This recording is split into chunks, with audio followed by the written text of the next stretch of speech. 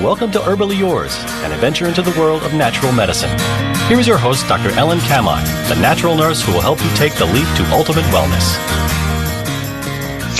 And welcome. Thank you so much for joining us today. This is Ellen Kamhi, the natural nurse, and we're bringing you another edition of Herbally Yours on the voice of Nassau Community College, 90.3 WHPC. And Herbally Yours consistently brings you the latest information about the many facets in the world of natural living. And that has actually been my focus for many, many years. Actually, I've been doing natural interventions in terms of writing books, radio shows, visiting with clients personally, teaching at mainstream medical schools on botanical pharmacognosy and other issues in natural medicine. And I've been doing that since 1964. Yes, that's with a 6. And many times people will tell me, wow, you're really a pioneer in natural medicine. Actually, it can't be further from the truth. The truth is that natural medicine is traditional medicine. When you use that word, traditional medicine, that means you're referring to techniques of healing that have been used by humans since the dawn of time. That is the correct use of the word traditional medicine. And we have lots of evidence of that. In fact, while everything that I teach is deeply steeped in holistic traditions, both from the United States and around the world, from many centuries ago, as well as a few decades ago. That's when I was studying, right? 1964 is only a few decades ago. I was not a pioneer. I was studying with the teachers who were bringing forth the traditional medicine teachings from their generation. So we're talking about in the early 1900s, the entire United States medical system was based on something called eclectic medicine. And what that used was regular, what was considered mainstream medicine at the time, which was actually all about herbs and massage therapy and water cures. So water cures would be something like hydrotherapy, using colonic irrigations. So that would be what was used as medicine. And actually, it worked very well. What happened then, if you look in my book, like I said, we have written many books, many books, and you can check them out at naturalnurse.com books. So one of them is actually the history of natural medicine is an entire chapter in the book, The Natural Medicine Chest, and we talk about all the histories of natural medicine. Now, something that would be a traditional medicine would be herbs. Now, if you go back so far in history as several of the very well-known traditional holistic medicine teachers throughout the year, some of them you may have heard of. For instance, in the Jewish tradition, there was Moshe Maimonides, and Rabbi Maimonides began his medicine practice back and was after studying the Jewish holy texts. And he was born in Cordova, Spain in 1135. So he found great success and actually wound up being the personal physician. He had an entire theory of medicine, which was the fact that poisons really get into your system. He had a discussion on asthma, a lot about hygiene, which ultimately led to a healthy life. And he is the one who composed an oath, the first oath. He predated Hippocrates on about medical practitioners that reveals the immense obligation of the physician to heal with humility and devotion.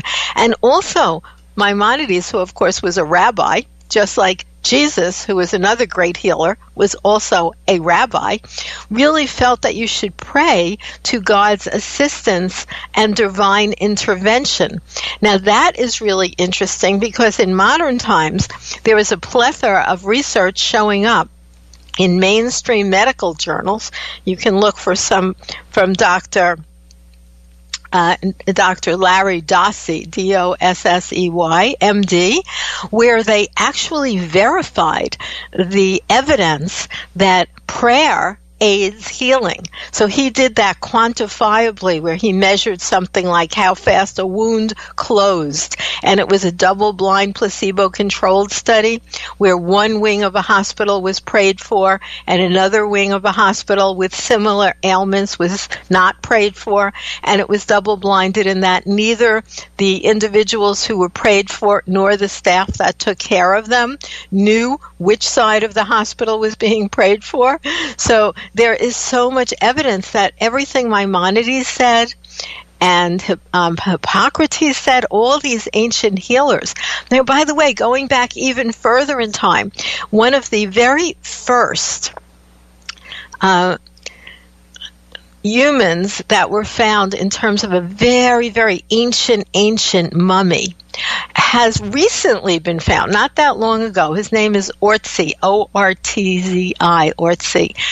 And you can see him right locally, if you're local here in our Long Island area, at the Cold Spring Harbor's DNA Museum. I highly advise a trip there. It's wonderful.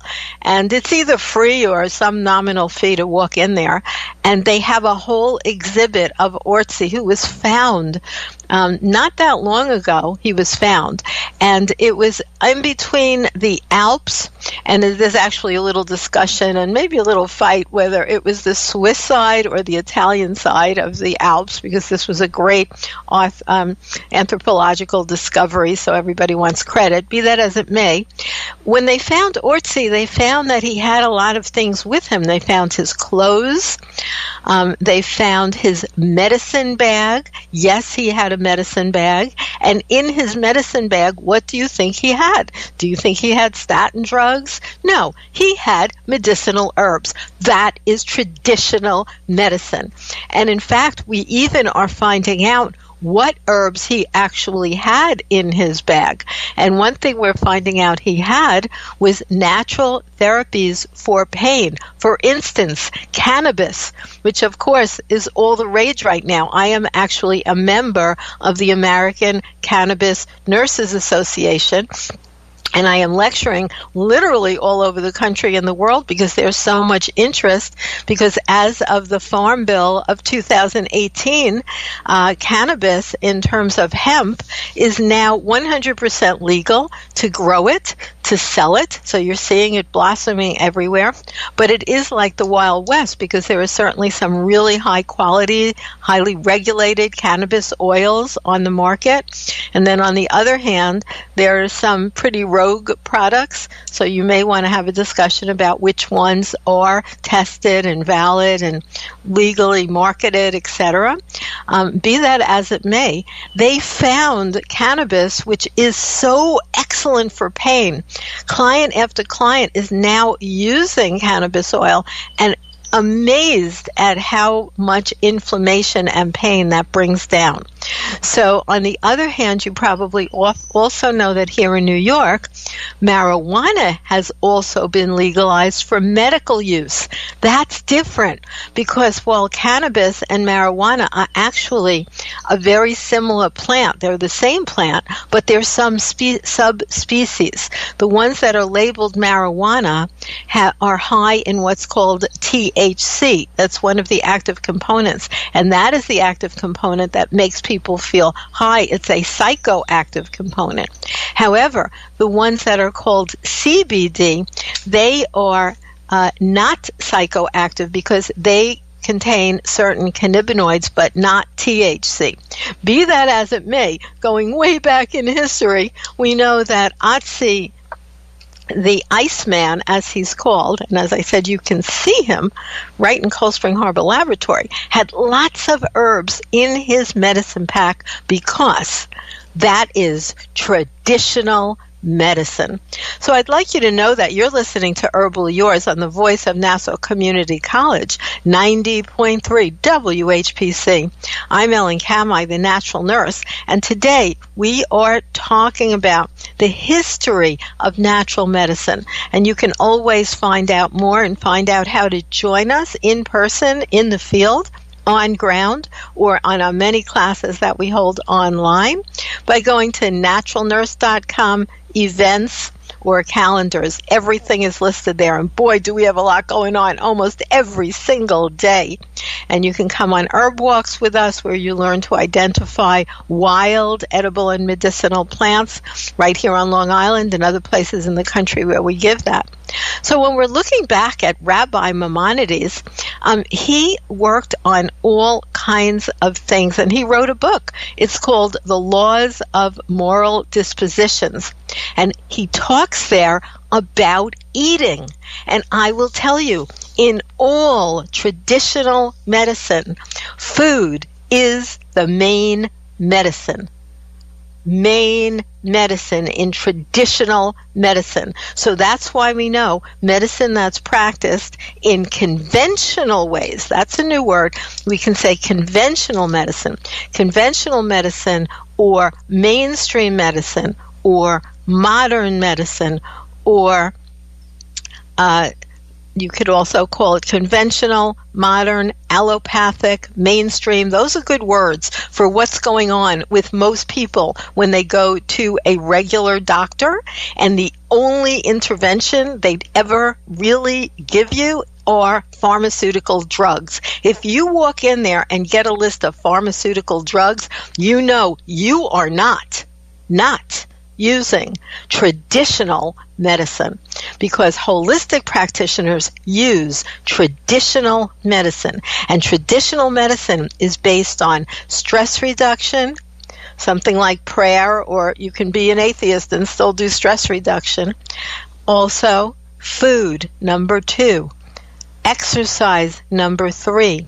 Breathing techniques, number 4. Herbal medicine, number 5. Then, much later in the game, but still used as part of natural traditional medicine, is homeopathic interventions. All of those are part of traditional medicine. If all of that doesn't work, we are very fortunate to then have, as a last resort and very rarely used, most people should never get to that phase, and that would be pharmaceutical drugs and, of course, surgery. Now, we want pharmaceutical drugs and surgery to be around for last-ditch interventions, but the standards of practice, and now this is evidence-based, because we find that natural remedies have been around for thousands of years with a huge amount of testing.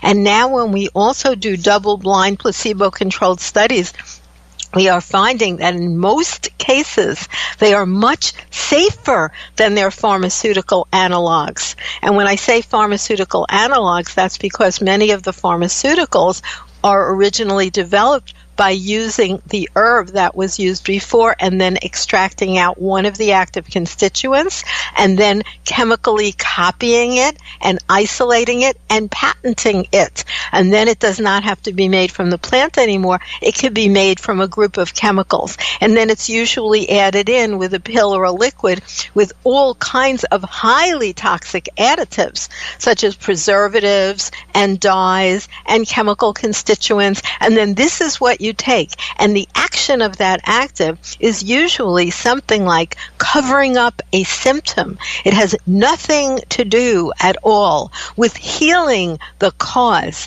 And in natural medicine, what we would like to do, in traditional medicine, we use laws of moral dispositions like Rabbi Moshe Maimonides wrote. And we're talking about, many centuries ago. So therefore, he actually wrote it in the 1100s and 1200, okay? So I am not a pioneer.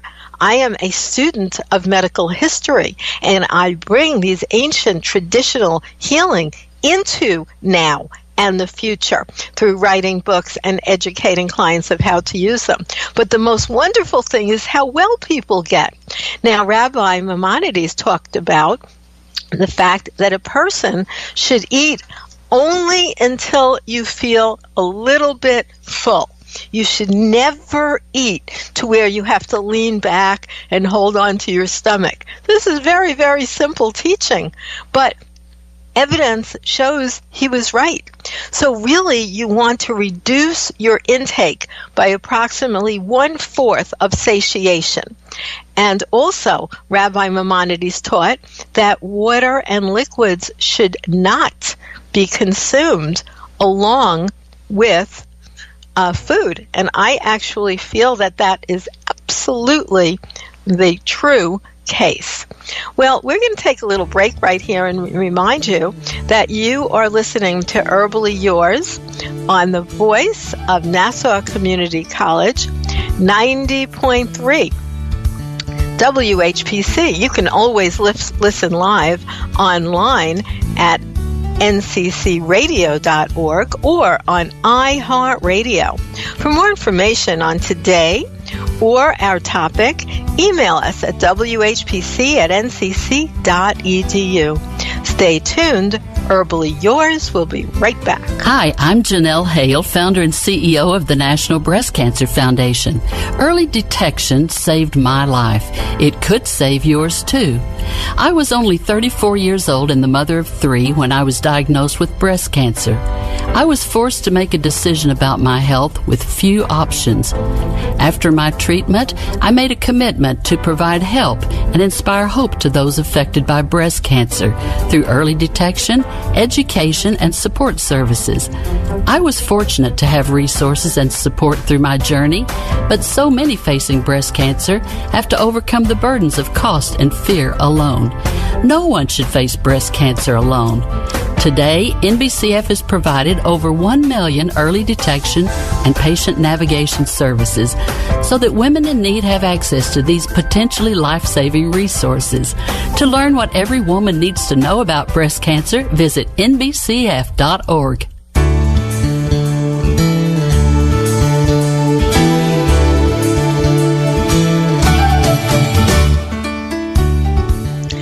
And welcome back to more right here on Herbal Yours. Thank you for joining us today for our discussion about the history of natural medicine. So moving forward, we know all over the world traditional medicine has been used. Whoever's listening, your grandparents, just maybe 2 generations back, used natural therapies. It's only very, very recently, we're talking about the 1950s, not ancient history, when pharmaceutical drugs took over the medical industry, and that was, by the way, done politically and purposefully. And we know how that happened. We wrote about it in the Natural Medicine Chest in a whole chapter called The History of Natural Medicine. So, for instance, Mayan medicine men used various plants as sedatives and to help with rest. And the Aztecs in another whole world, part of the world, used all herbs. But it doesn't matter if you're even from Western civilizations. We know that there was a drug called calomel that was used, and that was actually mercury. That was one of the first drug-based interventions in conventional Western medicine. There was also Nicholas Culpeper. He was in 1616, and he published The Common Man's English Herbal. So this was actually written in English, and he had a fierce opposition from the medical regulars, because they did not like anyone giving information about natural therapies. But Nicholas Culpeper was a botanist, and he promoted the concept of the Doctrine of Signatures. And what I do is take people on herb walks on Long Island and all over the country. Where we're having them coming up is at such places as Old Bethpage Restoration Farm. Another place we're having it is St. Joseph's Convent, which is right in Brentwood. each of these areas have beautiful, beautiful herbal areas. Also in Oyster Bay, New York, which is right where I live, we meet at the library. That one's completely and totally free. It's run by the American Herbalist Guild Long Island chapter, of which I am the vice president. So you can join us in any of these ways to learn more. But Nicholas Culpeper talked about the Doctrine of Signatures. And what the Doctrine of Signatures tells us is that plants will give you a clue if you just look at them. Something about their form, shape, or color gives us a clue about what they might be useful for. I'll tell you one that you can use because it's in your yard today, and there's no poisonous lookalike, and almost everyone can recognize it, and that is the common dandelion. The common dandelion is an exquisite, powerful medicine that has been deeply studied for its medicinal applications. And all you have to do is go on PubMed, P-U-B-M-E-D. PubMed lists all the studies about everything, and you can just look up dandelion medicinal use on PubMed. You will get something like 20,000 studies. Okay? And so, then if your physician says, oh no, herbs have not been studied, I'm sorry, he or she is completely and totally incorrect. Not only have they been studied, when we talk about dandelion, you can dig up the whole plant, wash it off. Every part of that plant is medicinal. The root, the leaves, and the flowers. Many people eat the leaves. They are bitter.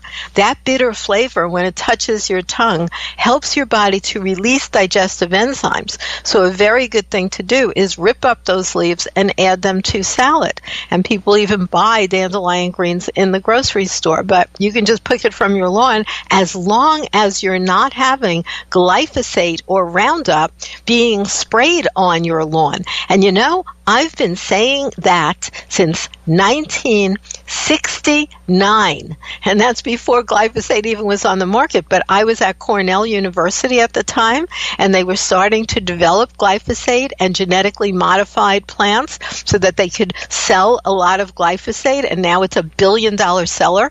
By the way, Bayer just bought Monsanto, but boy, are they sorry, because the same time what I was teaching in the 1960s and 70s about the toxicity and carcinogenic effects of glyphosate, Roundup, are now all over the news. If you're watching TV at night, you're going to see a commercial for, glyphosatelawyers.com. Why? Because people are winning $1,000,000 lawsuits if they have cancer, and they could prove it's because they were spraying that stuff all over their lawn. Meanwhile, I don't actually think they should win the lawsuit, because even if the glyphosate did cause it, you know what? Why don't you just not use pesticides to make things safer for yourself and your family? Nonetheless, they are winning. I think the fourth group won last week.